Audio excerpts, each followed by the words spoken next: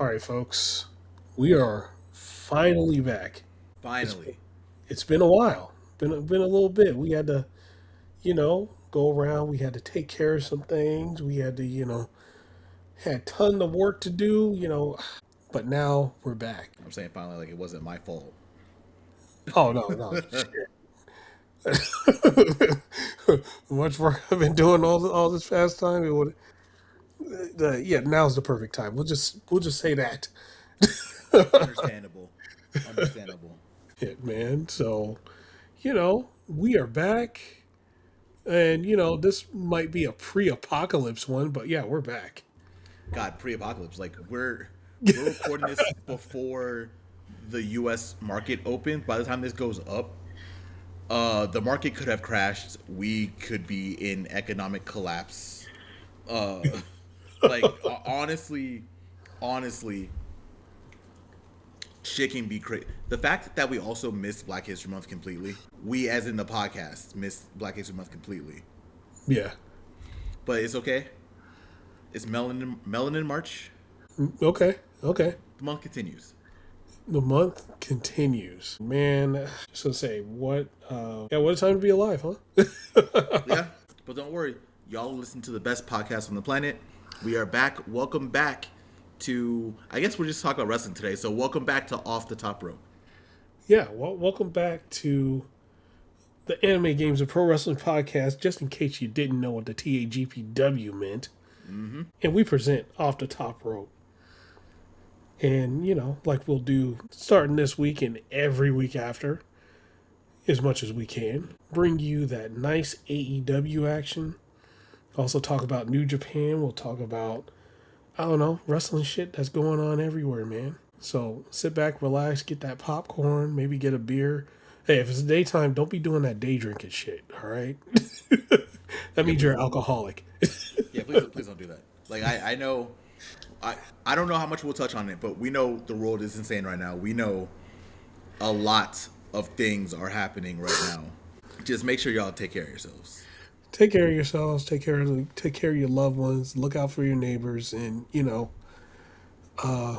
be good to each other because everybody's gonna need it, and we're it's just in order to get through times like this, we all got to band together. So do that. Mm-hmm.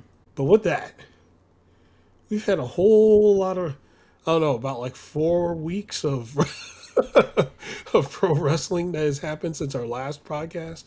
We've missed Vegas starting the fuck ice chants in AEW that have spread to Australia and other parts of the country. Mm-hmm. We missed Tommaso Ciampa's entire TNT title run. Well, I'm gonna say that was just a start. Yeah.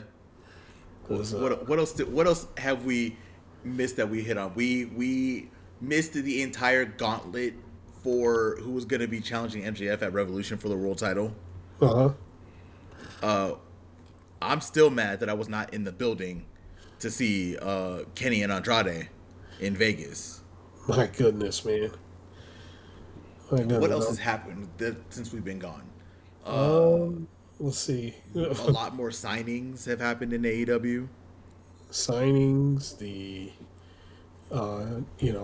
we had championship changes like crazy. Yeah. The women's title changed to Thekla, and I ain't gonna say we called it. We called it early. I remember us coming on here the last episode because I think people thought we got sniped. I think that was the problem. People thought we got sniped after we said what we said about Chris Alexander. No. But hey, were we right or were we right? And now I see that everyone has been falling on the bandwagon for Thekla. Everyone's like, oh my god, she's so cool. Like, yeah. We said it. We said it a long time ago. Yeah. We gave that guidance. Mm-hmm. Somebody listen. I know Tony Khan's gonna be happy that we're back and be like, oh my god, I have more ideas again. Yeah. We're gonna hit you with them ideas, TK. We'll see what you do with them. Just give us some tickets, bro. Oh, yeah. Time, come on, bro. Using all of our ideas. Hey, you take enough of them. Shit. We sitting here, we giving you millions of dollars. You can't give us some $200 tickets? Come on, dude. Bro, I don't even want to be front row. Like, just put me in the building. Put me on like the lower bowl. That's all I want. Also, I definitely do not want to be in media scrums. I'm good on that. No, Just no, I'm I'm good. good. I'll just be a guest. Some dude in the crowd. Yes. I don't even want to go backstage. I don't want to be back there. I don't need to know what's going on. I'm good. Yeah, no. But What's speaking that? of stealing, Yeah. there's a couple other things that we missed also. In Yeah, the land of the I guess the land of the giants what they used to be called you could call it that. in WWE. Yeah. We had Powerhouse Hobbs leaving AEW to go to WWE. Showed up in the Rumble. Has Uh-huh. not been on Raw or SmackDown. Yeah, he's been on main event. And they trotted out Danhausen yesterday for us as we're recording, like he was a big deal, and he got booed. Isn't he from Chicago? I think he's from Detroit. Detroit? Oh, okay, I'm about to say like he got booed very heavily. They it was that little you know, thing that WWE always pipes in to try to make it sound exciting. Yeah, And then it was silence. And then after the little dancers were done and he got in the ring and did his little point with the little poof at the end, everybody booed him. I don't understand why they decided to put him out there like that. Like if there's anyone that would have been good in NXT, it's Yeah. Danhausen. And he still might be there, I guess. How's it would be great in NXT? Yes. I don't know why they decided to put him on the main roster. Oh, well, you. Pepsi Man, dude. Come on, dude. So you telling me he has more swing than old boy that's been world champion there a couple times now? No. See, here's how it goes. You probably talk some good shit to what's his name to get him in there. And they're like, oh yeah, he must be pretty good then. Of course, they don't look at the source material at all. No. So they bring his ass in, and everybody's like, "What the fuck did you do this for?" And now they're gonna find out. They're gonna find out what we've known in AEW for the longest time. Yeah. Oh yeah. That Danhausen ain't like more power to him. He's gonna sell a lot of merch over there. Oh, he's gonna sell merch. Like if that's all brought him there for, cool. He's gonna make some money. Oh yeah, then that'll be a success, right? If that's what he's there for, they'll be good. Give it like 6 months. He'll be moving like hotcakes. So you don't have to worry about that. Yeah, but if they have him try to like wrestle and do a storyline, I don't know about that, man. I don't know about that. It's not gonna happen. They'll have him wrestle once, and then like we'll just see him in AAA every week. That's what will happen. I mean, he got to show up on Monday Night Raw, right? Tomorrow. No, He got to show up. I mean, if you debut him in the way that you did, like this big pop in circumstance, he got to show up on the TV show on Monday. no, you don't. Like No. if you're a competent booker, Well, figure it out. Powerhouse Hobbs didn't come back after the Royal Rumble. Yeah, if you're a competent booker, you make sure you put your debuting person on TV at least once. But again, we're talking about, like I said, you got to be competent, and we know old Triple K over there definitely is not competent. Well, one of the things that like came out about Hobbs, and it's just weird that the way it just happened. Like after he gets over there and things like that, then everybody found out what his real age was, and they were like, "Oh, that's why." Ain't that a good thing for them over there? Like, weren't they saying? Who were they saying about like in 10 years? I'd love to see him main event WrestleMania. Someone over there, someone young. Yeah, he's like, they found out what he's like 41. That means he's main event ready. That's main event scene for WWE. Yeah, pretty much. But that means he ain't got much time though. At the same time, right? I mean, you would think that, but it's WWE. Yeah. They love them some older people in the main event scene. I'll say that. Oh yeah, well, I don't give a shit if I spoil it or not, but Randy Orton won the Elimination Chamber Weird. Okay. for the men's, and then I think the women's was Rhea Ripley, which kind of the obvious. Yeah, Rhea feels obvious. But they they decided to go with jacked old man Orton over there, the 300-pound RKO beast over there. Man who gained 50 pounds of muscle in his late 40s. In his late fucking 40s, man. If you don't know why that's like ridiculous, you're naive. That's all I can say. There's no possible natural way to do that. Okay. There's not. There's not. Yeah, I don't know, bro. Like that. If you're a fan of WWE, all power to you. I'm not gonna tell you what to watch or what not to watch. But Lord have mercy, all I hear y'all doing is complaining online now. That's all I hear. Y'all, the non-brainwashed ones, all y'all do is complain. And if you don't like it, just figure something else to watch, bro. Come on, please. There's other wrestling out there, I see it all the time. They're like, I'm tired of the masked men. I'm tired of this. I'm tired of that. I'm tired of this debut. It's like, y'all just watch something else. It's okay. If you're in AEW, you don't have to watch AEW. There's a lot of other wrestling out there that you can watch. Mm-hmm. You want stadium shows? You can watch other companies that have stadium shows. New Japan, pretty much all you got. Well, maybe Noah, right? Noah definitely is not running no stadium shows. I try to give him credit, man. I tried to give him a little bit. I think they're. I could be wrong, and someone could definitely correct me if I'm wrong. One of their biggest shows in like the last few years was that when AJ was there, when AJ wrestled. Yeah, when that was when when he wrestled, but wasn't it also during the Keiji Muto? Oh yeah, that's what I mean. Yeah, retirement. The Shinsuke against Keiji Muto with the retirement was like one of their biggest shows from like the last few years. As it should be, a better head. Yeah. Well, that's all I'm saying. Like, there's even if you don't want to watch wrestling anyway. Let's say you only watch WWE because you're an AEW hater for whatever reason. Mm-hmm.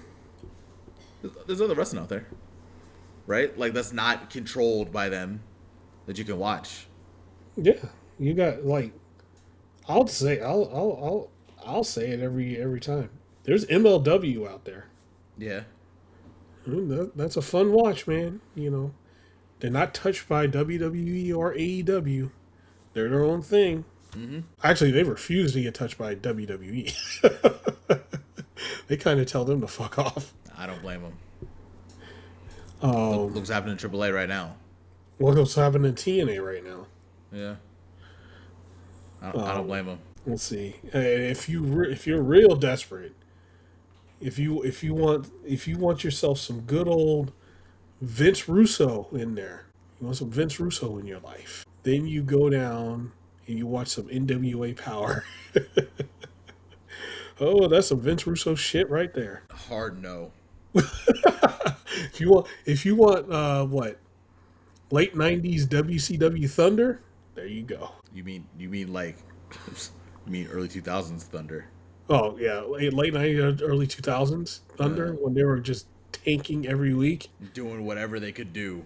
Is anything? Put anything on the screen. Like the show Ric Flair had a heart attack on. Yeah. Yeah. And they were trying to work it, and they're like, "Oh fuck, he's really having a heart attack." In the ring. Rough. Yeah, man, it's just like I said. I hear people complain a lot. Just move on. It's fine. It's okay. There's other wrestling out there. Just if you want to look for it, it's there. Yeah. But I think for us, it might be time for us to do something that we haven't done in a few weeks. Oh, what is that? We got to run down these episodes, bro. That's a lot of episodes, bro. We can't run down everything. No, I cannot be here till 4:00 in the morning. No, you'll be here till you have to go to work, bro. Yeah, no, we ain't doing that. We'll touch on this past week's, and then whatever we want to talk about while we're going, we'll talk about that stuff too. Because the nice part about what AEW is doing right now is that they have a lot of really good storylines going on right now. So we can easily just kind of break down storylines and things like that that are happening. Uh, the good, the bad, the ugly. Thankfully, this week was pretty good. Yeah, this week's been good. I don't know. The last I want to say last 3-4 weeks have been good or longer. I think there was a collision in the middle that I kind of wasn't a fan of, but this one that we're not going to talk about because I don't think it was. It was the week after. What was it? I think it was the week after Grand Slam Australia when they didn't really have like anyone. Oh, I was like, oh yeah. This is 2023, like post CM Punk collision. That's what that kind of felt like. It was filler. It was filler collision. Yeah, it was a filler collision. All right. So AEW Dynamite this week. I didn't see anything wrong with it, man. That was it was a certified banger. The whole card. I really enjoyed the week of I really enjoyed Dynamite this week. Yeah, yeah. Dynamite this week was really, really good. The way they started out though, Moxley versus El Clone. Having Moxley start these few episodes, I feel like I don't I don't remember. This is gonna sound crazy, but walk with me for a second. Walking. They're starting. They've been getting a lot of publicity, a lot of press lately because of the "fuck ice" chants that started in Right. Vegas, by the way. So I'm never gonna let people forget that. It started in Vegas, by the way. Hey, our city represented. So It started in Vegas, by the way. So I think they're doing like a really good thing about putting Moxley in these matches early. Like he's opened a majority of the shows that we missed since the Vegas show. Yeah. He's put on bangers every week. Every fucking week, man. And the crazy thing is, it's not like he's wrestling the same style every time. No, He's wrestling it's a wide range. Like, you're going from like a Japan style with Takeshita to Mexican lucha libre style wrestling against that with El Clone. It's been crazy like every week with these eliminators. And Moxley calling audibles, at the end like he did at Grand Slam with Takeshita. that was such a good thing to do, bro. Like, Yeah. 'cause I fully understand that crowd being upset at the time limit draw, right? They're not spoiled for AEW like we are in the States, right? AEW's here 90% of the time. Yeah. So it's easier to do like a time limit draw here and just kind of let it go, right? Because you'll swing back to that city in like 6 months. But there, Grand Slam Australia, also that was the opening match of the show too. Like you definitely didn't want to leave it off on like a time limit draw, just have them walk out. Like they did a Moxley, of course, the ace, showing why he's the ace. Yeah. That's why he's the ace, man. Like that. It's like, yo, hit me with your move. Tell him to hit me with his move. And yeah, hell yeah. But yeah, this week his match with El Clone was just that shit was ridiculous, man. El Clone's insane. I have another hot take. I don't think it's a hot take at this point anymore. Uh-huh. I'm kind of afraid when Hologram comes back because Clone is just gonna. It feels like Clone's just gonna run circles around him. Yeah. Unless Hologram's been hiding some stuff in the tank for when Clone comes in, but you never know, man. God, that's the hope. I really hope so because right now Clone is looking OD. Clone's looking ridiculous in every match that he's in. He's insane. All those times he when Moxley was going for the paradigm shift and he just like reversed it. He went with the paradigm shift and reversed out of it. I was like, what? What did I just see here? Bro, the fact that he like flipped out of a stomp, out of the curve stomp. Yeah. Oh my god. Completely like flip, lands on his feet and then goes back. And I'm like, yo, this guy's on another level. He's insane. It feels like he does new shit every week. Like what was that? He did what? A second rope moonsault from in the ring to outside on Moxley too? Yeah. No, and that shit didn't even look real, man. It didn't. He looked like he was a video game character. He was just like bing, bing, bing, and I was like, hold on. I had to rewind that back because I saw it and my eyes didn't believe what it saw. I was like, the fuck did I just see? What did I just see? And it was Fucking awesome. Yeah. Oh, that guy is so good. He is so good. God bless. Like, and I know people were upset that like Clone's losing, right? Because Hologram has that undefeated streak. But again, hot take. I prefer people losing because that undefeated streak shit, unless it's done right, and I'm gonna tell you right now, barely anyone gets it right. It gets stale after like a few months. Yeah. It was going right for Hologram, but Hologram also was out with a couple injuries, sadly. Right. It was getting to the point where what was it? What was the last match he was gonna have? He was gonna have a TNT title match, right? Hologram I think so. before he got hurt. Mm-hmm. And he was probably gonna lose that. Because he was going to go against Kyle Fletcher. Yeah, that's right. And Yeah, that was when Kyle Fletcher and the Don Callis family beat his ass in the back. And he hasn't been back since. oh yeah, that's right. Yeah, no, he was gonna lose that. He saved his streak. Captain Collision lives another day For now, till Oklahoma beats him. Because that's what's going to happen. it needs to happen. Yeah. Yeah, like that match though, so good. So damn good. Of course Moxley wins. He does finally hit the paradigm shift after reversing the portal bomb. Just insane stuff. The whole match was great. Moxley's just showing I can't even say he's like babyface Moxley, right? He's just Mox being Mox. Honestly, yeah. And everybody's, the crazy thing is just everybody's cheering. He's going with it, and he's just being Mox. He didn't change a fucking thing. The only thing that's different is because of continental rules, he can't have interference. Yeah.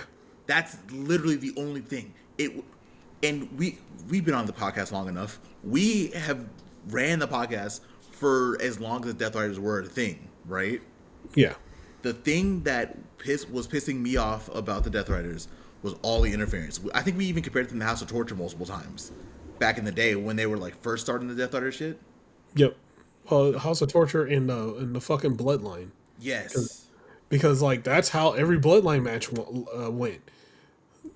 Somebody else will start fighting them, and then without fail, like. At least in AEW, it wasn't like 5 minutes into the match and then and then the Death Riders were there.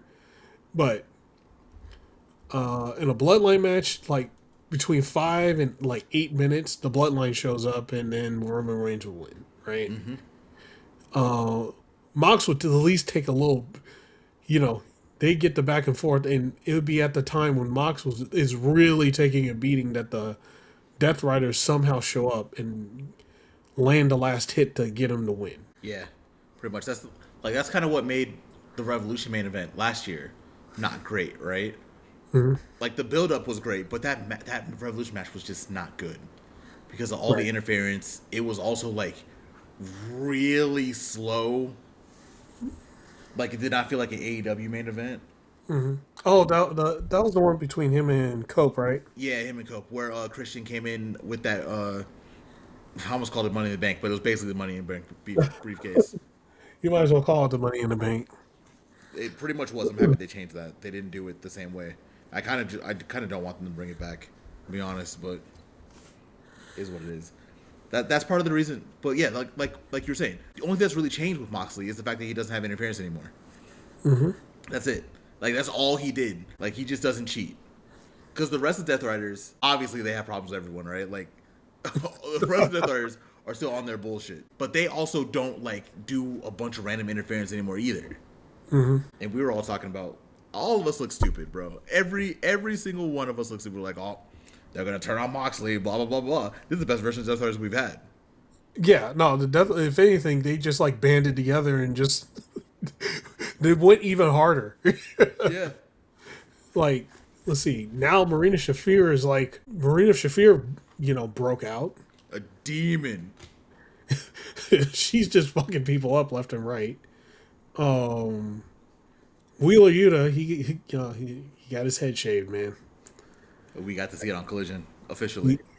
He got that hair removed, and Tony Storm stole that beanie. Mm-hmm. So But and then Claudio. What can you say about Claudio, bro? The CMLL World Champion? He's just going out there just doing ridiculous things. At this point, every week. His match with Josh Alexander, That shit was so good. it was ridiculous. It was so ridiculous. Yeah, this is like the best version of the Death Riders. They're just going all out right now. Yeah, it's great. And yeah, this is the best version of Mox, but I feel like he isn't coming out of that. He isn't coming out of Revolution champ. Yeah, I think Takeshita takes it, especially with no time limit.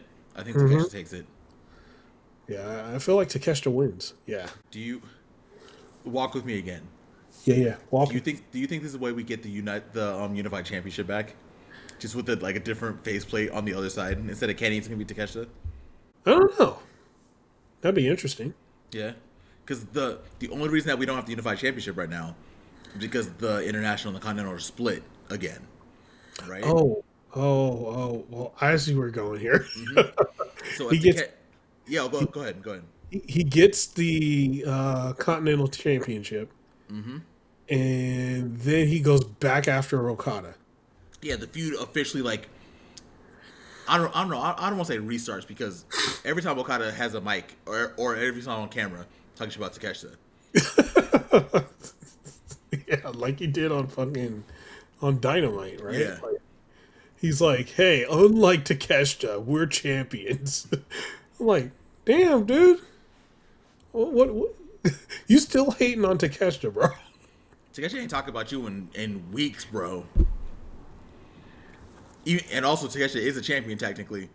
Yeah. Well, not technically, he is a champion. Now, He is a champion. he's on AEW one.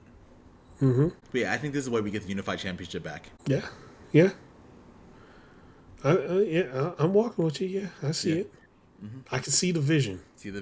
Or it's just dead. Or it's dead forever. Who knows? Who knows? It just stays dead. It could just stay dead. Yeah. Because they'd have to make a new one, right? Because the faceplate of the Unified Championship, there was an Okada side plate and a Kenny side plate, right? Mm-hmm. They would have to make a Takeshita side plate for this one. Right. They would either have to add one more notch to it, or something. If they bring it back, they might not. It might just be dead forever. But yeah, I don't think he comes out of Revolution champ. Yeah, I'm with you on that. I don't think so either. But with that, we had next thing we had was Swerve. He came out, and man, just to talk about somebody else that's just putting on bangers on top of bangers. Bro, ever since he came back, yeah. Swerve versus Kenny Omega on free fucking TV is probably one of the most insane things you can see. With a proper finish. Yeah, with a proper finish. And a turn. And a heel turn. Yeah. All in one. And, this week he talks about, hey, the best version of himself was basically the best version of himself was when he did not give a shit and when he was a piece of shit. He talked about that, how, when he was talking with Hangman, they were talking about, regretting his actions. He was like, well, during that time, that was the best version of him. That's when he had the AEW World Championship. Yeah. So he put the whole locker room on notice. And he also talked about how Kenny pissed him off when he said Brody King was the most dangerous man in AEW. So we can already see that's Swerve's first target is going to be Brody King, which should be a damn good match too. Oh, it's gonna be so good. Because that's another guy that's not missing. Is Brody King right now? No, bro. I don't even know. I could talk about Brody King for 45 minutes right now with how he's been going since the beginning of the year. Yeah. But he's finally being positioned in the title picture now. He is in the picture, right? He beat MJF very quickly, mind you, a few weeks ago. Yeah, in the greatest place in the world, Las Vegas. Yes. That show was I'm so mad that I couldn't be at that show, bro. Oh my god. It was right here and had to take my ass to work at the exact time the show happens. Yeah, I moved the week before, so there was no way I can get the time off again. So it was a wrap. Uh, It was a wrap. But yeah, Swerve said that this is the best version of himself. What do you think? Do you agree with what he said? so I feel like this is a setup, right? I feel like this is a setup because Swerve is acting very. No, I'm not saying he's acting very Hangman like, but he's doing Hangman shit. Like hanging people, like he hanged fucking Kenny Omega Yeah. before doing the Kryptonite Crush and through a table. It should look brutal, by the way. It should look crazy. He's but yeah, like I feel like okay, now you gotta walk with me. I'm walking. I feel like Swerve, once he fully turns, well, he's already turned, right? At this point, I think so. At this point, I think so.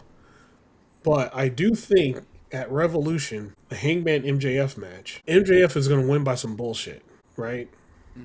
And at that point, Hangman's going to snap. And then the person that's going to be, come right, be right there is going to be like, hey, walk with me. Let's go.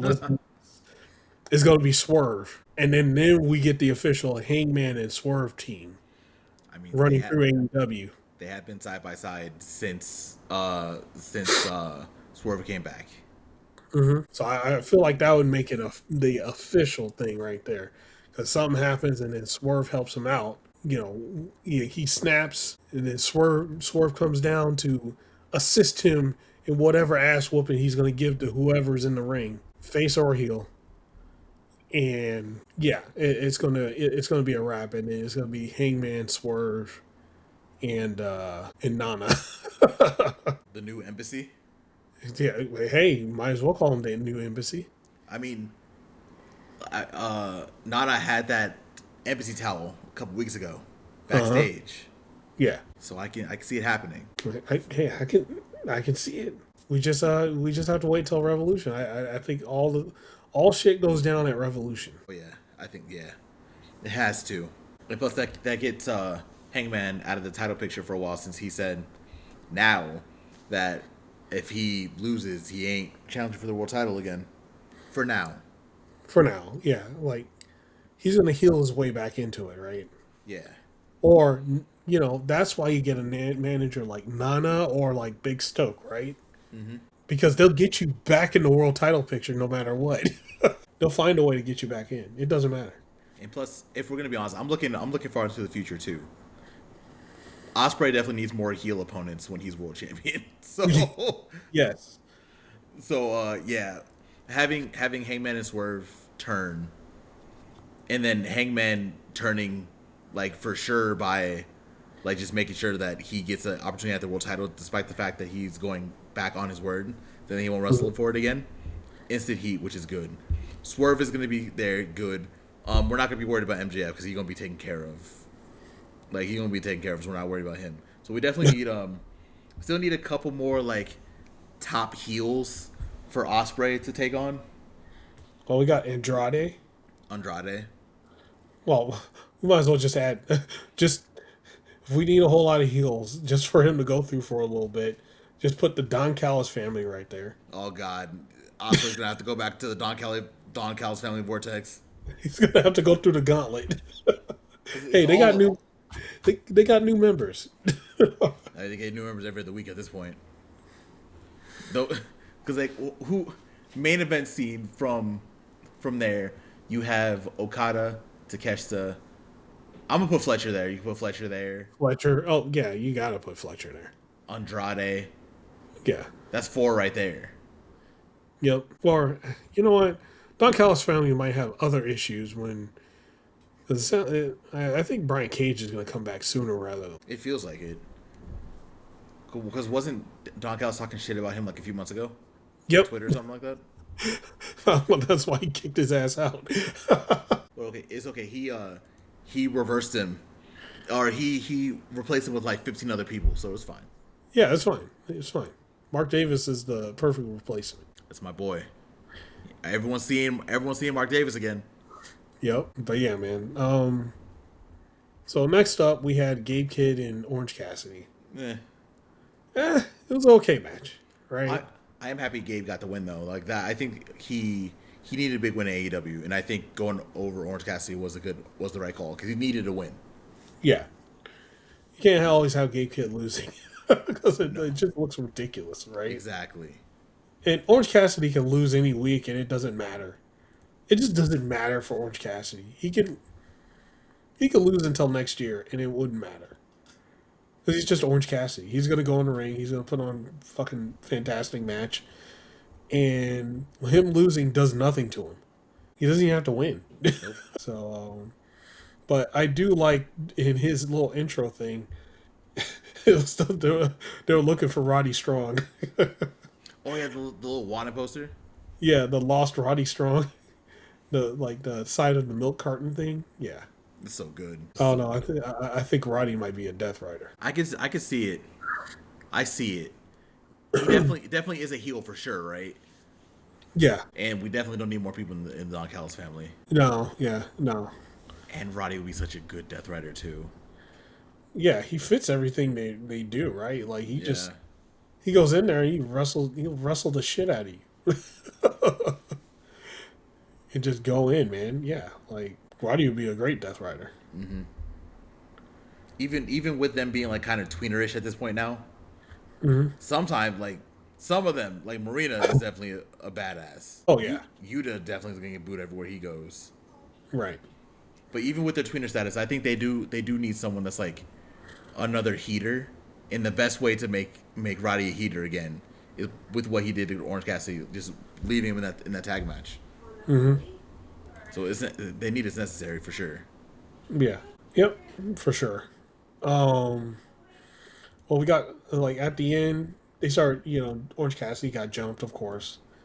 Clark Connors came in. Because Gabe Kidd like called him in, and so Clark Connors came in. They started jumping him, and then Darby Allin came fresh from the desert. I think he skateboarded his ass back from the desert. Wouldn't surprise me. And cleared the ring. And yeah, that was it. He jumped off the top rope with a skateboard, hit Gabe Kidd in the back. And that was it. So in about 2 weeks, we're gonna see him get killed for like 90 minutes, and then the last 2 minutes he wins. Yep. The car crash match. That's the match that we get. Not a fan of him, but it's Darby style. It is what it is. It's fine. Yeah. So a little bit after that, we got we learned that Thunder Rosa is going to be taking on Thekla for the world title next week. And then Chris Statlander is trying to warn her. They're like, hey, watch Thekla, and Thunder Rosa's like, yo, she's like, I don't give a shit about Thekla. I'm going to beat her. And for a second there, I thought she said the one thing that I was like, the thing that she used to say all the time about never losing the title. And I'm like, I had to replay it again. I was like, oh, okay, she did not say that. No. It sounded like it for a second when she was talking about the world championship. And I was like, I think she finally let it go. I think you're good now.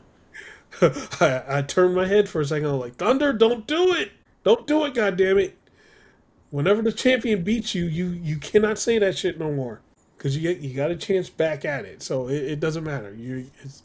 It's done. But it also got announced that Stat and Thunder will going against the Sisters of Sin on Collision. And yeah, cool segment. But we already know where this is going next week. Yeah. Oh yeah. Thekla ain't losing her first defense. Like it's not gonna happen. No, that ain't happening. They put Thunder in the Nyla Rose camp because you can't make Thekla. I guess they did with Mariah May. Like, Nyla was her first opponent. And that was heel. No, Nyla was a face at that point, right? Because of she was a face at that point. Never mind. Yeah, somebody that needs to they need to like bring back on. By the way, is Nyla Rose. It's been too long since she's been on TV. She definitely needs to be back. I wonder what the story is there, but yeah, she needs to be back. At bare minimum, at least put her in Ring of Honor or something. Jesus Christ. Yeah, anything. Like anything, like any. Ring of Honor every week. Something. Something. Like it was probably like if you need, you know, whether it be a face or a heel, and somebody that can talk in the women's division, Nyla Rose. Like even if Literally, you want to like, make, oh, go ahead, sorry. oh, I was gonna say, literally one of the best talkers is just like not there. Like make her a manager, something, anything. Yeah, Like like even if you don't want to put her on TV, let her produce more matches or something. Like something with her. yeah. We'll see. I don't know. I don't know, man. Yeah, Yeah, we'll see. But the match after this, we had the Jet, Kevin Knight versus Mansoor, and damn it, you know, you know, you've hit a certain status when you don't get your own intro, but you just get announced. You're already in the ring and just get announced. Yeah, I'm kind of sad for MXM. I'm not gonna lie. But it was a fun match between him and Kevin Knight. Kevin Knight, of course, won, and Kevin Knight, he was like, "Hey, Hangman, when you win that title, I want to be your first opponent." So maybe he's going to be MJF's opponent when he gets out of it. Who knows? We'll see. Well, well, Well, I don't know. Maybe we'll find out on Collision about what Kevin Knight's gonna be doing with the world title. I don't know. oh, I guess we'll find out in Collision. We'll find out on Collision. Yep. And after this, MJF and Hangman met in the ring to decide the stipulation for Revolution. MJF, of course, comes to the ring, talks a whole lot of trash, and is like, "Hey, if I win this, we're going to decide on the flip of a coin. If I win, then the stipulation is going to be, I think it's just I forgot what the hell it was called. The one-way no disqualification match, which by the Yeah. way Kevin Knight spoiled during his promo, which is hilarious.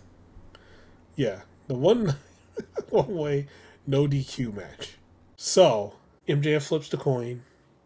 It goes heads. And before anybody can pick up the coin to inspect it, MJF picks it up, says, "Ha! I win!" And he puts it in his pocket, starts hauling ass to the back.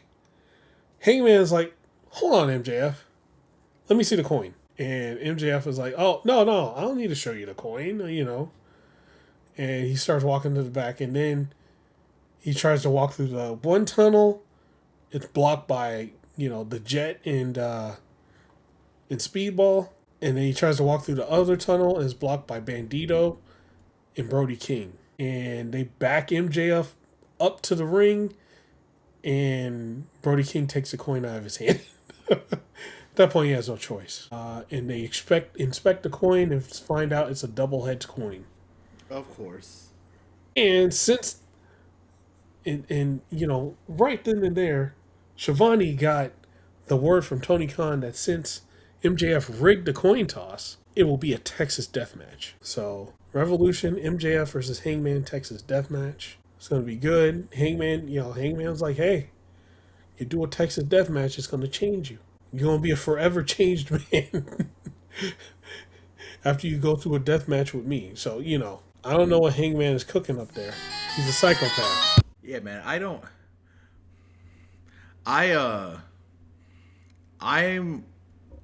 I'm not saying I'm afraid for MJF because whatever happens to him, he deserves. But at the same time, I would not be mad if MJF got his ass beat for 45 minutes. Yeah, same here. And he should. He should. Also, very interesting that they were not letting MJF get away with this shit. Like, usually what happens in situations is, I guess you could say the faces always look kind of dumb in these situations where a heel will do something stupid or dastardly, and they'll just be like, "Oh, well, now I gotta just overcome, and I gotta do this." Hangman didn't do that. He said, "Hey, let me see the coin. Let me see the coin. Just show me the coin."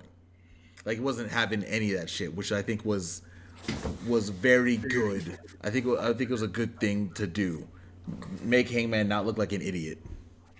Yeah, well, of course, because Hangman's not stupid. Yeah, He MJF's knows gonna be up to MJF. some shit. Yeah, he knows MJF is a bunch of bullshit. So why Why is he going to take the result? And especially MJF wouldn't show the coin. That was the main thing. He was like, "Oh, hold up, let me see that coin," because Tony Schiavone was going to look at the coin. MJF, like, he held it for a second, he put it in his pocket and ran off. So yeah, Hangman was smart. Yep, as it needed to be. Yeah, man. And if this was the other company, the guy would have just walked away. And like, oh well. And they would have laughed about it backstage, and he would show the double-sided coin, right? Like, and then nothing would have happened. Even though he would have cheated, they would have kept the stipulation of yeah, what he wanted. The dumbass stipulation. Oh, man. But as good as that was, well, we had a great match cut short. Sadly. That match was starting to slap. It was the Babes of Wrath versus Megabad. But, there was something that was happening during this match. Organically happening. People were chanting Babes of Wrath. Some people, people were chanting Megabad. And people were, the way people were chanting Babes of Wrath reminded me of like a certain tag team that we'll never see again. They're just forever gonna die in WWE. Uh-oh. War Machine. Remember War Machine? No. Yeah, dude. I remember War Machine. They've Remember been gone for War a long time. Remember when they were a tag team and we're in New Japan. We're the Ring of Honor champions. They would have been the IWGP Tag Team Champions if they didn't sign Yeah. that team. Yeah. They were like, the way they were chanting Babes of Wrath, it sounded like War Machine. I was like, oh, shit. That's just nostalgia for you because you missed War Machine. They're not coming back, bro. Oh, no, they're dead. Yeah, it's over. They're gone. They're the Viking experience now. Yeah, they're gone forever. They're gone forever. They're backstage producing matches now. They will never wrestle again. No, it's wraps. It's a wrap. Especially after that one had the motorcycle crash. Yeah, it's a wrap. Yeah. I forgot about that. That's right. But this match was good. It was great. There was the one part where, after Penelope Ford got hurt, when she did the moonsault off the top, and everybody yelling about Harley Cameron not catching her, but I don't think people actually watched what was going on. Like, I don't think Harley could have caught her, to be honest. I think what people see, because there's an angle out there where Harley took like a step back into the side. I think the angle that people are seeing. And while I fully understand that it sucks that Penelope got hurt again, I fully understand that people were like really vicious to Harley. Because look, listen, we talk about all the time. Unless like dumb shit, like what Josh Alexander was doing with Ibushi, right? Unless it's like dumb shit like that. Well, you shouldn't. Let me restart. Let me restart that. Wrestlers do not deserve to get hate for making a mistake. It happens, and I fully understand why some of y'all were like heated, blah blah blah blah blah. It's wrestling, right? Like it's not gonna be perfect all the time. Like people get hurt. It sucks, and I fully understand, and I know where you're coming from. It sucks, but there's no reason to like spew hate and just get on people about mistakes, right? It happens. Yeah, like none of them have ever made a mistake. Exactly. But I'm just saying, from the way I was looking at it, because Megan Bayne was holding them both there, but she was kind of holding them both there, like at a length, right? Yeah. The way Penelope Ford, when she flipped off, when she did the moonsault, in like the middle where Megan Bayne was standing. Like, where Megan Bayne was standing, that's where the gap was, right? Yeah. And Harley and Willow were not standing there. Like, she flipped, and then like it was a perfect flip because she landed right in between them. Yeah. But it sucks what happened. But like, if she would have went a little left or a little right, she would have either caught Willow or Harley, and they, one of them could have caught her. I don't think, unless they like smashed together, they could have caught her. Yeah, no. Like, I think what people are seeing, like I said, there's like an angle where like it looked like Harley took a step back, right? Like, and people like were harping on that angle specifically.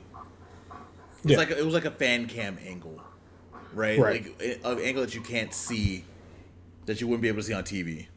Look at Yeah. that. People make mistakes, bro. Like it happens. Yeah. Like I said, it sucks that it happens because I was definitely ready for Megabad to win them titles. You know what I'm saying? I thought it was definitely time.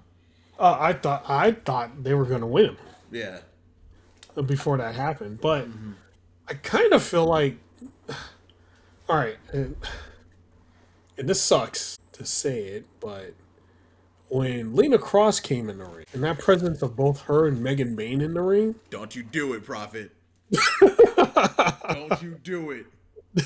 I mean, I know. Look, all right, Penelope Ford's been working her ass off to get, to be the other one, it beat Megabad, her, but man, it did look good with those two in the ring. This would be this would be the second time that a replacement partner got the shine when Penelope got hurt. Also within 6 months, which is crazy because the same thing happened with Marina. Yeah. Like you can argue Marina's like whole thing right now Yeah. was helped because she was tagging with Megan Bayne. Oh yeah. We can't do it. Can't do it. It's a sprained ankle. She'll be gone for like a month max. Not even that long. For sprained ankle? Sprained ankle. A month max. Like she's Oh, yeah. not gonna be gone for long. Yeah, you should be there in Revolution. They'll win. More than likely, she might be back at Revolution. Just a sprained ankle. I'm just saying though. And I don't think it was like a high ankle sprain either. Like it No. wasn't one of those, it wasn't one of those like really bad ones where it could take like 6 months to like get set. It sounds like it was a normal sprained ankle. Right. It was just like your everyday, like you barely rolled your ankle type deal. Yeah, like you'll be able to walk on it like within a week. But I'm just saying though.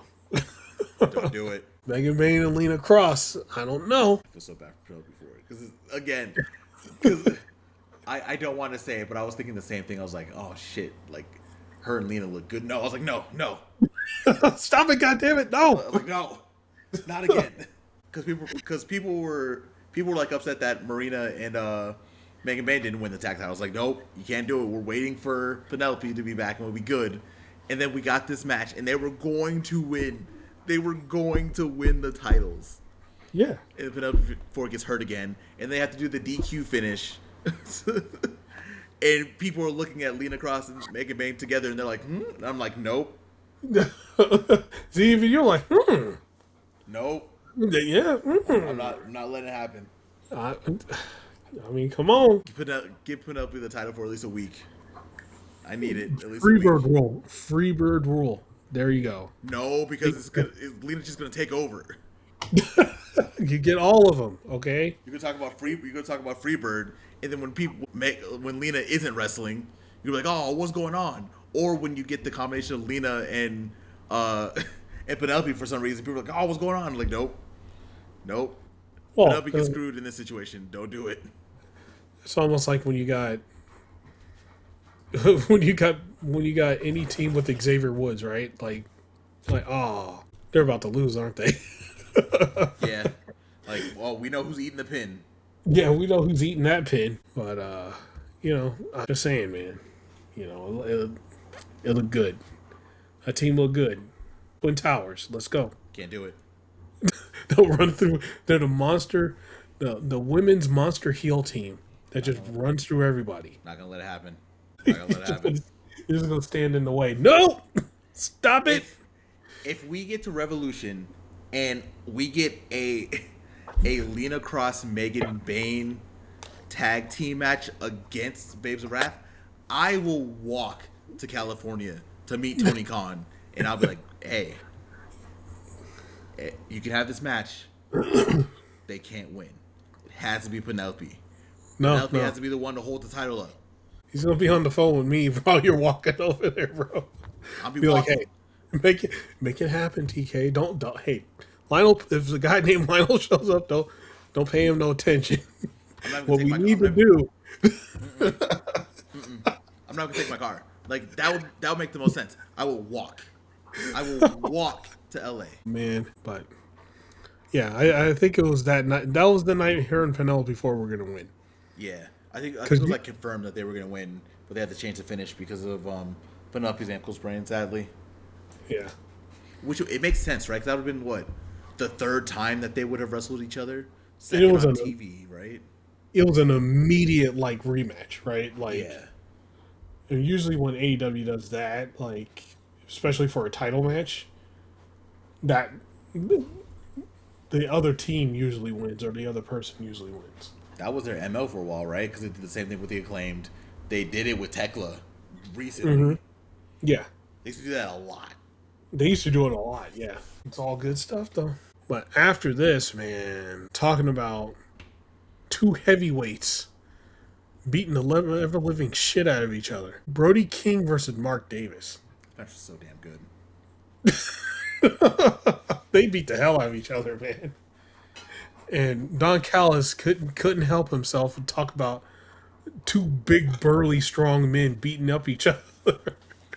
I know that was Don Callis' favorite match that he's ever seen. I know that for a fact. He got a painting of it. All right, Oh yeah, he painted it. He was inspired. he gonna be in the middle of Brody and Mark Davis. You know it. That's what he's gonna do. He was trying to make that his new tag team. He was gonna he was gonna fire Lance Archer, bring in Brody King. Just call his tag team Burly Men. Yeah. Oh yeah. Oh yeah, this was a badass match, man. Like Davis is just coming in there and he's just being a brute, man. But at the same time, so is Brody King. They're just both brutes, just beating the shit out of each other. It's such a good match. And you know, it was different too. We had this whole night had like a lot of different types of matches too, which was nice to see. We got like I'm not gonna say everything because we definitely were missing some things. But we got a nice little chunk of wrestling in different styles throughout this entire night on Dynamite. Yeah, we damn near had everything, right? Yeah. Like we had brawling. We had a little bit of like the first match was had lucha libre in it, right? We had high flying with Kevin Knight. We had um, the traditional a big man match with Davis and Brody King. The women's tag match. We had if we didn't have everything, everything is in the final match, right? The final match of the night, the Mile High Madness match, had literally everything. That had shit. That had Anarchy in the Arena vibes. Okay, That shit was so good too. but back to Davis and Brody King. So Brody King wins. Brody King gets the mic and he calls out Swerve. He's like, hey, he's looking for a fight on March 15th. You know, in his backyard. So he called out Swerve there, and then Bandito said, "You know what? I'm looking for a fight too." And oh, the music hits and Andrade pops out looking like $1 billion now, looking like a changed man. And we got that, and then what is probably going to be the show stealer of fucking Revolution. I'm calling that shit right now. Bandito versus Andrade. This new Andrade, this rejuvenated Andrade, yeah, versus Bandito. That might be the match in the one night, maybe match of the year. Once Andrade and Bandito got announced, I regretted that I cannot go to Revolution. Like that is a match that I want to be in the building for because I know it's just gonna be electric. It's just gonna be so good in that building and watching them wrestle too. Like, oh my god, I hate that I Yeah, can't be there. man, yeah, that is gonna be a hell of a match, man. Like I said, it's probably gonna steal the show. It's probably gonna be match of the year. Like, there's almost no way it's not gonna be one of those. It would not surprise me. Yeah. So after that, we had the Takeshita promo, and Champa. He calls the TNT title Sylvie. He wants to get Sylvie back, but like Fletcher's like, nah, man, it ain't Sylvie, it's Pinky now. With this nice like new pink belt, which I'm surprised he didn't do on his first run. have a pink title. This one, it for sure means he's gonna keep this for a lot longer. Like Yeah, it just feels that way. and then he's gonna make Ciampa chase him. So, but Okada showed up in Okada's true fashion, and Okada's like, "Hey, we both constantly been champions." Unlike Takeshita, Takeshita is that 50 Cent meme. What did I do? Invalid shots every time. Like every time Okada speaks now, like he'll always say something bad about Takeshita every time. Never. It's been over a year. Yeah, and he's like, "Hey, on Collision, we're gonna team up for the first time as Proto Okada." They both shake hands, and Renee's like, "Yeah, that sounds awesome." So so we got Proto Okada in action in Collision. And then if you thought Dynamite was good up until this point, this probably sealed it. The Mile High Madness match. Lord have mercy. All that happened was Jungle Jack Perry came out. His theme music was playing for about 10 minutes. And everybody was fighting, and it like anarchy in the arena. Less weapons were used, if any at all, but there was a lot of tables being fucking destroyed. That match was, if we didn't have everything like you said before, we had everything by the end of the night. God, so much happened in that match. There was a lot. I mean, a lot that happened in that match. Yeah, I can't even go through it. It was, there was a lot. There was a lot.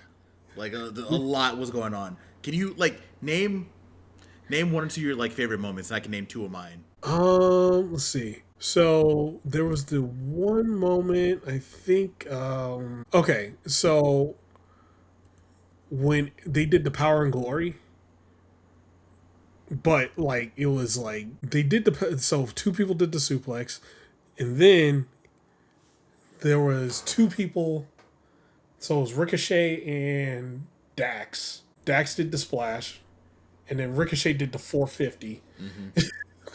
The 450 splash, and he got that near fall right there. That was a fantastic moment. There was the let's see. There was the one part where Myron Reed was Pele kicking everybody. Yeah.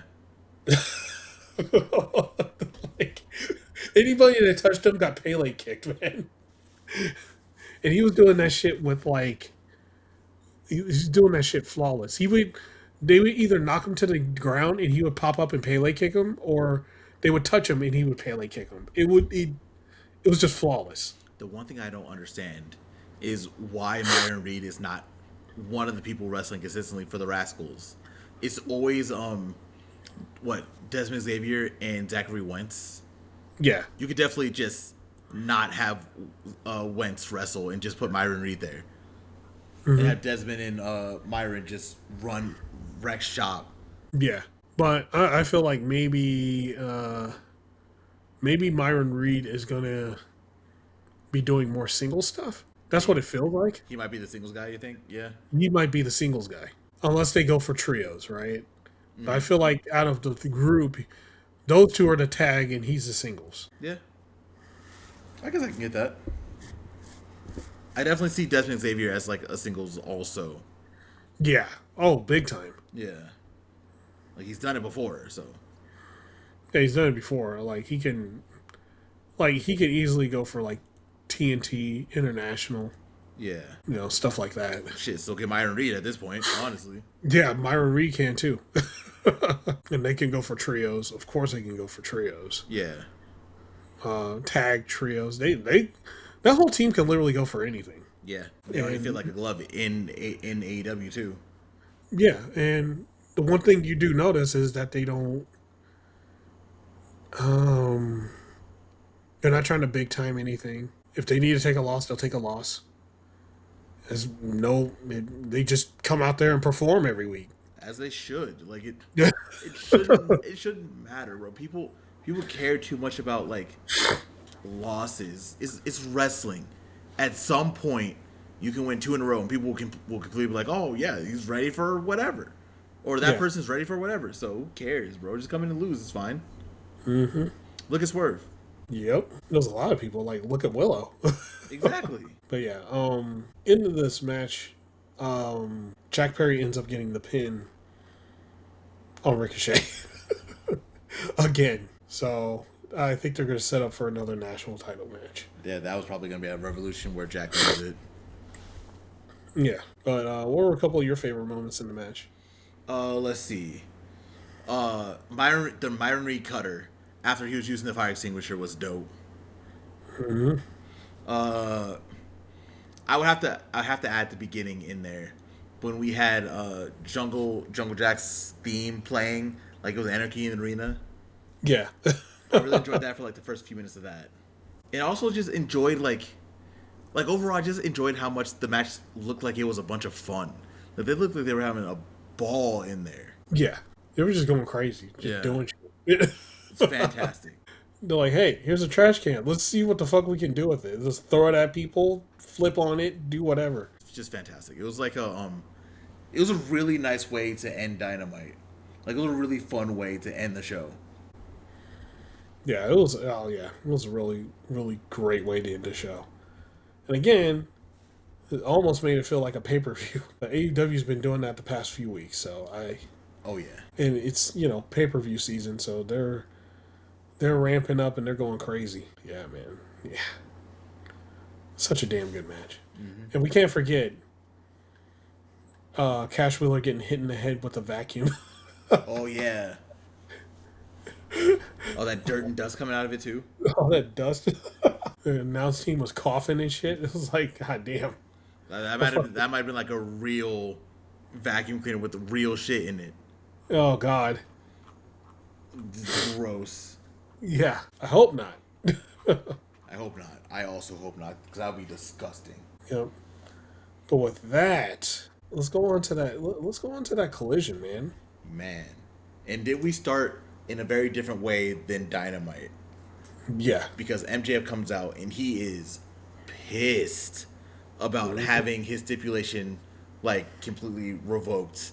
Talk about he's a real wrestler and he's not some indie circus freak or whatever. Mm-hmm. And then he did the whole we're not starting the show until my demands are met. And who comes out? The Jet. Kevin Knight comes out, confronts him, and talks MJF into a world title match. Not an eliminator, a world title match. Mm-hmm. For this Wednesday on Dynamite. So we are getting Kevin Knight versus MJF for the world title this week. Yeah. In a couple days. I think that's just so interesting. That's what we were talking about earlier, right? Like, Kevin Knight's been setting up like a bunch of wins over the last couple weeks. So this feels like a natural transition. And plus he was out there, he just made MJF angry. And MJF was like, all right, you know what? Let's fight. And fight they will. So next Dynamite, we're getting 2 world title matches. Yes. With the women's and the men's. We've been getting title matches galore on these shows lately. Mm-hmm. It's been real nice to see, I'm not going to lie. But yeah, honestly, oh, yeah, go ahead. No, I was going to say both shows, too. Yeah. That's really all that happened there. There's not really too much else to talk about when it comes to that. We'll see the match on Wednesday, and we'll see how great that is. I'm going to skip over Mark Briscoe previewing Ciampa and Jay Lethal. They talk about the history of, them being a Ring of Honor. Great. And we get our normally scheduled Death Rider versus Don Callis family multi-man. This time it was an 8-man.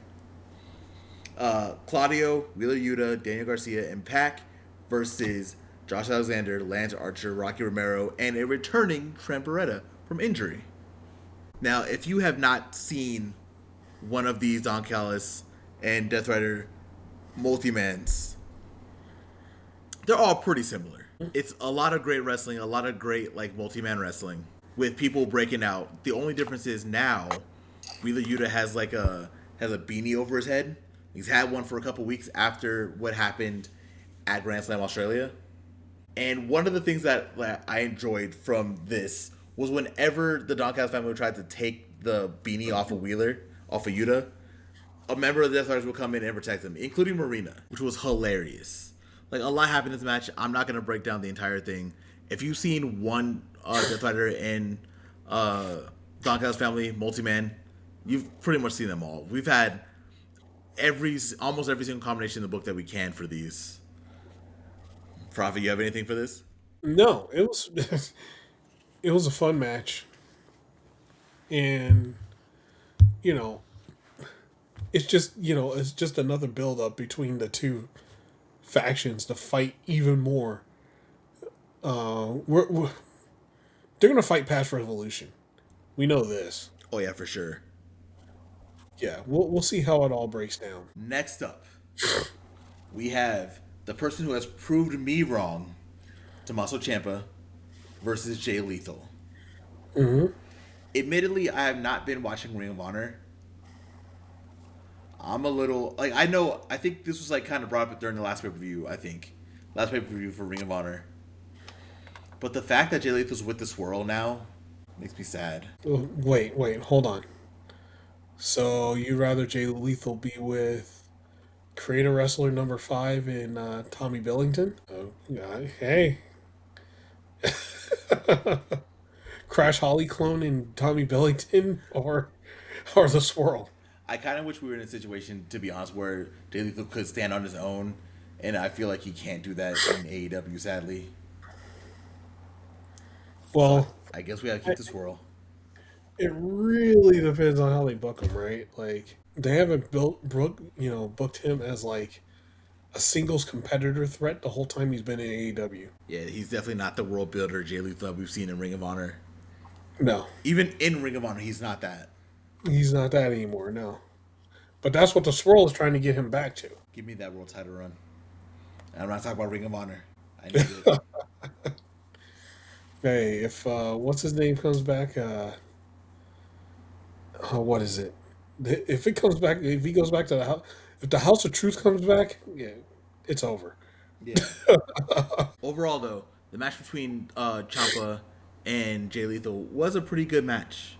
Hmm. Like, I saw someone saying that Ciampa's like just soaking in all the Ring of Honor nostalgia right now, and I don't blame him. I think Champa right now is doing all the shit he wasn't. You could be held back for like 5 to 10 years, right? Mm-hmm. And somewhere, at the other place. That's obviously what happened, right? After Black and Gold, Black and Gold was Ring of Honor with a budget, Yeah. right? And then after Vince took over and changed it to that tie dye bullshit, and Ciampa moved up and stuff like that, he wasn't able to do any of that shit anymore. Mm-mm. So when he came to AEW, I don't know, he got that. It's that thing that happens when people cross over for the first time and then they wrestle a match like he did with Mark Briscoe. I think Mark Briscoe was the perfect opponent for him anyway. Yeah. He came out there and he wrestled like a completely different man. He was rejuvenated, all that stuff. Well, it was free. And it just happens every time. Well, it happens to people that want to get out of the other place and then come to AEW and actually want to, not try to big time. They're in there to be a part of AEW. Like Sting, like Christian Cage, like Edge, Mox, guys like that. They came in and they were like, oh shit, I'm rejuvenated. And they start wrestling like madmen. It's just something AEW does when somebody comes in. That's like fully what the program. Yeah. That's why Ciampa has proved me wrong. Because when he came in, I was like, yeah, bro, I don't know. Like, because I haven't, obviously if you watch the podcast, I don't watch WWE. Like, that's not really a thing, right? So I don't know what Ciampa has been doing recently, but you can tell that he was motivated, and you can tell that he wanted to be in AEW. Yeah.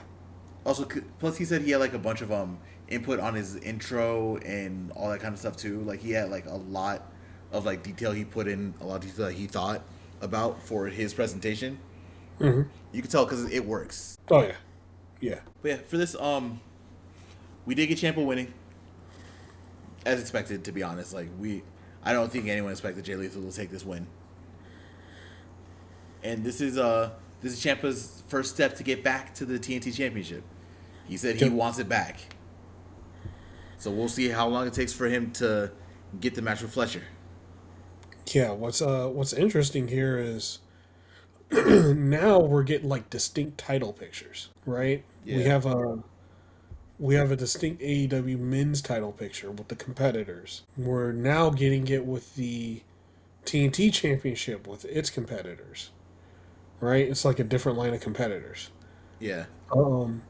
We also got it with the Continental Championship. Continental Championship is just, it has its list of competitors, right? Like right now it's Takeshita, right? And anybody Mox wants to beat up. Anybody that needs to, they need to start a fantastic show.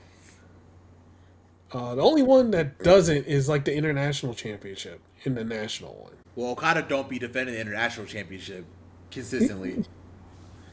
Okada don't defend shit. He really don't. And then the National, I give the National a pass. I'm with you, but I give the National a pass because Ricochet goes to other promotions and defends it there too. Yeah, he does. He does. It's really just the International because Okada really don't be defending that shit. Okada don't defend shit. He's gonna be international champion for about 5 years and defend the title twice. Let's see. He has been international champion for 228 days. Mm-hmm. Like, Jesus Christ. Yeah, he's gonna have to either start defending or he's gonna have to come off that bad boy. I love Kazuchika Okada. Uh-huh. Like, I think he's a fantastic wrestler. I think he is one of the best of this current generation. People are gonna hate what I'm about to say, but I gotta say it because of the truth. Okada needs to be defending these damn titles, bro. Yeah. Like, it's cool. Congratulations, Okada. We are so used to seeing you with a title, literally in New Japan and here. But Lord have mercy, bro. Like, this is. Yeah, they're gonna have. I'm gonna leave it like what you said. He got to come up off that belt. Look, and I got a fantastic way for him to lose that belt. I think he should lose it to somebody in New Japan. I would not mind that. Plus, that would be the first. That'd be the first time that a non AEW wrestler would hold an AEW title. Mm-hmm. But we have one problem. What's that? Okada don't want to go back to New Japan. He doesn't have to. He could just lose that at Forbidden Door. Yeah, that's true. Or just lose it at Forbidden Door. Forbidden Door. Yeah, I was gonna say a New Japan Strong show, but I was like, nah. Okada ain't doing them shits. Not no more. Nah, like he pretty much said during his thing for Tanahashi, he's like, hey, I was just here to help sell out the house, and pretty much like kicking them in the nuts. Since you guys couldn't do it, I came to help. He's like, I'm surprised you even invited me here. Pretty much all he was there for. That was it. Yeah, he's like, yeah, I'm not coming back here. Fuck y'all. This is my retirement too. Yeah, I guess he mean Japan no more. It's a wrap. Yeah, it's definitely time for him to come up off that belt. Next, we got a couple vignettes. We got to see a little bit of the House Rules match, and again, Prophet, we've missed a lot of shows. Yeah, we did. The inspiration is in AEW. Yeah, they are. We got to talk about it. We got to talk about it, right? We got to. We got to talk about it. I'm not gonna sit here and pretend like I'm a big fan of the inspiration because I'm not. I'm not. I'm not. Like we were there when they debuted, right, in TNA. That happened at Bound for Glory. Yeah, Bound for Glory. Yeah, and they won the tag titles. Yeah, first night there. Their entrance was dope. Yeah, on one hand, I fully understand the need for established women's tag teams. Like, you need those, right? We have these belts. Mm-hmm. You can't just put like a mixed match of people together all the time. Like, you need established tag teams to make that division work. Right. On the other hand, definitely could have got a tag team that was not the Inspiration. Yeah, I. Best way I can say this is, I see why they got them, right? Yeah. They're characters. And one thing that went, and we talked about this weeks ago, right? Before Thekla won the title, the Thekla Chris Statlander situation, right? Right. Um, AEW is at a certain point now where, yes, badass wrestlers will, they're, AEW, they're kind of a dime a dozen now, right? Being a badass wrestler. Mm-hmm. But you got to be a badass wrestler, plus you got to have a character now. Now, Inspiration has a character, but they're not badass wrestlers. But the problem with the women's division is they don't have a lot of characters, Yep. right? Inspiration fills that. They literally fill part of that spot. They are characters, right? Yeah, for better or worse.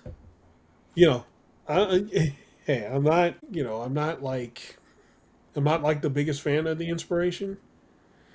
Um, but hey, I'm willing to see what they do.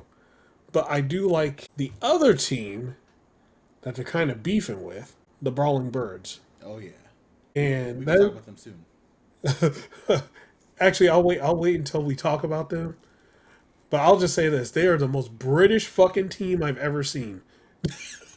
No, literally. They Literally. are, they are the most British team I have ever seen in pro wrestling, and that's like even like more British than the British Bulldogs. They are the most British team I've ever seen. Remember Team Canada? They're more British than Team Canada, and Team Canada was Canadian. Okay, Their whole thing, their whole gimmick was the fact that they were Canadian. yes, and the Brawling Birds are more. They're more British than they were Canadian than the Team Canada was Canadian. Yeah, bro. It's ridiculous. And it's great. They've been those promos in the back that they've been filming for the Brawling Birds. Yeah. Like sometimes I gotta rewind once or twice. I'm like, they are very British right now. I need a second. I need a translator. I need a second. That's as British goes, bro. And even in their name, the Brawling Birds, like people didn't understand, like the whole birds part, and it was like okay, it's like Americans call girls chicks, right? Like Yeah. where the fuck do you think that came from? In England, birds. Think about it. Prophet, we're in a whole nother topic, but we're in a time where people can't put two and two together right now. Well, we're in a time where people have the reading comprehension of a fifth grader. So Full grown they adults, can, by the way. grown adults having reading comprehension of a fifth grader, and they cannot comprehend what they're reading. They can read it, but they can't comprehend what they're reading. They have to ask Rock. Anyways, You know what? I'm not gonna say what I was about to say. Never mind. I'm gonna oh move no, forward. don't do it. Yeah, I'm not gonna do it. I'm not gonna do it.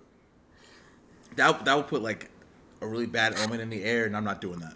What I am gonna talk about though is we're not gonna talk about it too much. We had the vignette for Clark Connors. This is where we got it. I don't know if we talked about it on the podcast or not. I don't remember if we did, but No, we talked about outside. outside the podcast, yeah. So we got like a 70s 80s like beat 'em up bruiser vignette for Clark Connors. Very Kill Bill inspired with the texts that they have on the screen. Very 70s 80s inspired. Fantastic vignette. Like as someone who's been watching Clark Connors for a long time, it's great. Also, I remember last week on Collision, I think he had wheels on. He had his wheel that he uses as a weapon. So we're here. I'm here. We're good. I'm good. Yeah. Clark Connors, man, like he's getting that presentation. He's for sure got the look, right? Like he's changing up his presentation a little bit from the New Japan presentation that he had. Yeah. Being this 80s bad guy bounty hunter type deal. And it's a cool It's cool to see the adaptation he's doing for the American audience, I guess. Coming to America and just changing it up, a little bit.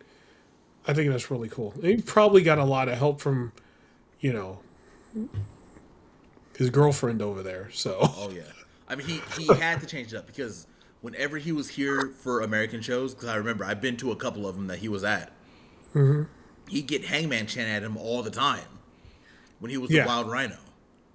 right. So he needed to do something, and I think he struck gold immediately. Because he got the look. Like, you look at him, you're like, yep, I can totally see that. I can see him being a bad guy in an 80s movie, like, fucking, like, some dude just fucking mowing people down and hunting people, other people down. Yes, it's just great. Yeah. Speaking of great, your Brawling Birds, Hell yeah. they had a quick squash match against Gypsy Mac and Tyra Rusamy. I don't know how to say her name, but yeah, very quick match. Obviously, Brawling Birds take the win. This is another time where you can see they look like they are having a ball doing this. Yeah. I mean, like, they're future tag champs. I see that. Yeah. There's no way they're not.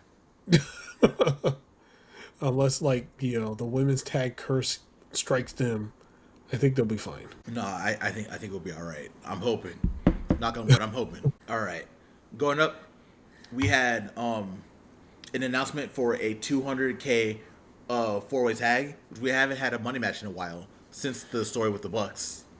Mm-hmm. The participants are going to be the Swirl, Private Party, the Outrunners, and LFI's Mystico and Rouge. Okay, AEW. Drilistico. Drilistico, yeah. It says LFI's Mystico and Rouge, bro. He's parading around as Mystico. Come on. Dark Mystico. Drilistico and Rouge, who both are making their returns, by the way. Mm-hmm. And then after this, we had the Proto-Kata tag match. And they went up against Top Flight. Mm-hmm. And while Top Flight did put up a fight, inevitably, there were no match for Kyle Fletcher and Kazuchika Okada. The one interesting thing I'm going to say about this, though, is that Okada hit the Rainmaker and then tagged into Kyle because he is doing everything and anything he can to steal Kyle away from Takeshita. But Proto-Kata does sound better than Proto-Shida. I'm sorry, it just does. Mm-hmm. I mean, it's like Lena Cross and Megan Bayne. Don't do it. Nice try. I don't know. I'm just leaving that out there. I'm putting that in the world right now. If that is a tag match, Prophet, if you're putting that into the world and that's going to be the tag match, I told you what I'm going to do. I'm not going to repeat it.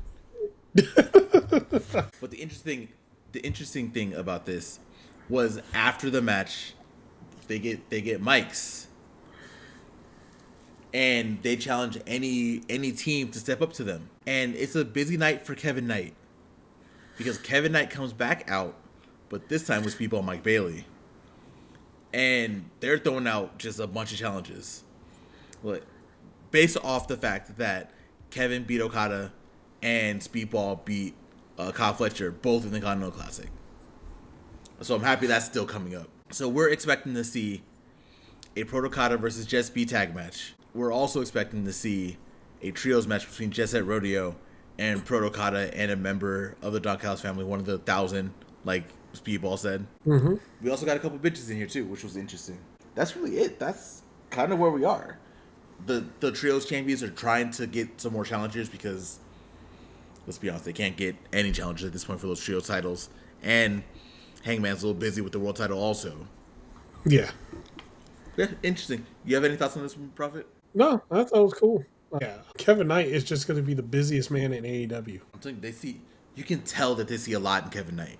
You can just see it, right? Because he wrestles a lot.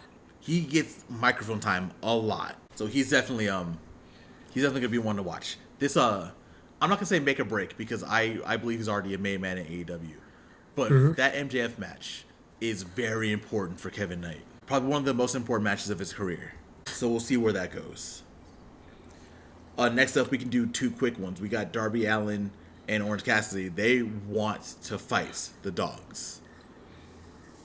Well, Darby wants to fight the dogs for sure, and Orange Cassidy was kind of sitting there, not saying anything. But we'll see. Eventually, we're gonna see that match, the tag match, and that is where this vignette is where I was like, shit, can Finley show up in AEW? Will he show up in AEW? You never know. I'm not sure. I'll believe it when I see it, because I know we didn't talk about the New Beginning, but he had a match there. David Finley had a match there, and he picked up a mic and just kind of didn't say anything and just threw up his version of Too Sweet, and then they walked out. So that could have been his goodbye. He's not in the New Japan Cup either. We don't know what's going on with him, but he'll show up somewhere eventually. Yeah. And then right after that, we had Time Stone and Storm beating Zeta Steel. Very good match. Again, I think they have they see a lot in Zeta also. After the match, we know Tony Storm won. I don't think I have to go into detail about that. It was a fun match though. It was a little back and forth. We had like a little bit. It wasn't quick. But after the match, Marina Shafir comes out to try to take out Tony. It doesn't work. Wheeler Yuta then comes out. And then that's when we get the reveal. Like you talked about earlier, we get the official reveal. That cap comes off of Wheeler Yuta's head. He is bald, and he runs away immediately. Because apparently he is afraid of being bald. Embrace it, bro. Embrace it.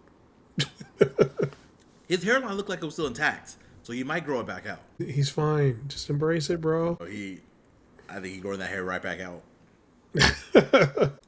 Next up, I'm not going to take too long on this one because I'm not a fan of what's going on with the ops right now. At all. Yeah. Joe's gone. We're pretending that Shibata's holding the camera. But Bowens wants to join the ops. And at this point, I was already out on Hook being the quote-unquote leader while Samoa Joe's out.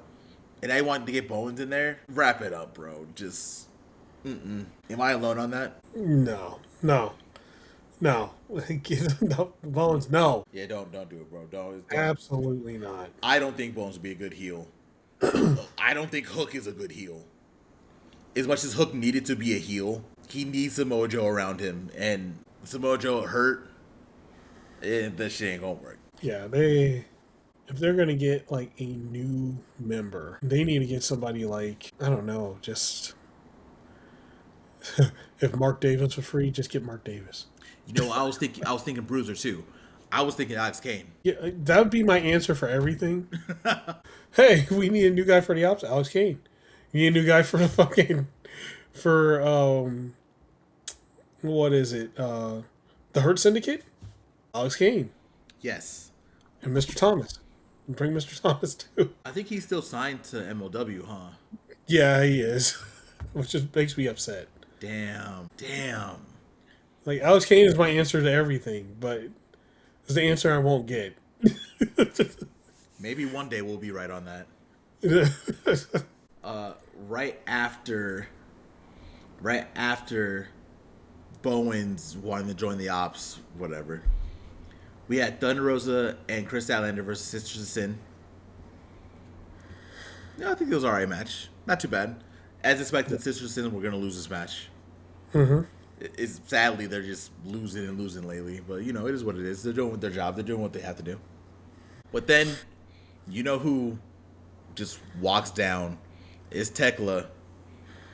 And Tekla's out here calling Chris and Thunder both two stupid bitches. Hilarious. But yeah, this was basically like, Tekla's basically running down Thunder Rosa because they have a match coming up this Wednesday. Although I could barely hear Thekla because Thunder Rosa was yelling over her the entire time, trying to, in the camera. You know, it is what it is. Yeah. Any thoughts on that before we go to the main event? It'll be a good match for Thekla in, taking out Thunder Rosa, getting Thunder Rosa out of the title scene again. And then we can see what Thunder does next. And then there's that Chris Statlander that we're trying to figure out where she's going to go after this. I can tell she'll probably go back to her old music. Get this generic shit out of here, Chris, please. We'll see. And then we move on to our main event. Two people who suffered losses the day before, even though this was a taped collision. Don't worry about that. But Andrade El Idolo, who lost to Yota Tsuji at the New Beginning, and Tomohiro Ishii, who lost to Bolin Oleg at the same show. They main evented. And what do you expect? It's Ishii. Yeah. Ishii ain't gonna go 100% in America, but he'll still give you a banger no matter what. Yep. Damn right he will. Ishii said, "This is my side check. All right, you're not getting 100% out of me. This is my side check." He's like, I gotta wrestle tomorrow. Go. Yeah, you ain't getting everything out of me, but you still gonna get a banger no matter what, because I am Tomohiro Ishii. That's what I do. Yeah, that's what I do. I come to the ring like it's like I'm going to a Thanksgiving buffet. I'm ready. No neck. No, none. I'm ready. I'm walking to the ring. You hear that dog bark? Yeah, I'm going. I'm coming to the ring. Shit. Hey, anybody, if you see me send you a text message of Tomohiro Ishii walking to the ring, that means I'm about to eat all your food. Oh yeah. Because that's how serious I am. But yeah, I'm not gonna talk about this match too much. Andrade here, he's doing Andrade things. He's again, we haven't been having shows, but since Andrade's been wrestling singles a lot more consistently, he's been just snatching women up out of the audience now at this point, getting pictures, looking like $1 million, looking like a stud. Yeah. Overall, though, the match was really good. Very fitting for a tape main event for a Collision. Wasn't too bad. Took up a nice little chunk of the ending. And overall, of course, Andrade got the win. Because, of course, he was. Like, he's about to wrestle on the pay-per-view. Of course, he's getting the win. Yeah. But then we get the stare down between Bandito and Andrade because Bandito comes out and is just looking at him. And we're getting prepared for what will be the match of the decade between Andrade and Bandito. And that is how we end Collision. My goodness, man. Robert, what are your thoughts on the show? The show was good, man. Like, it was a solid Collision. Like, it's everything you expect Collision to be, right? A lot of, some very solid wrestling throughout the show. They're now getting into a little bit of advancing storylines during it, too. Mm-hmm. So, I think that's cool.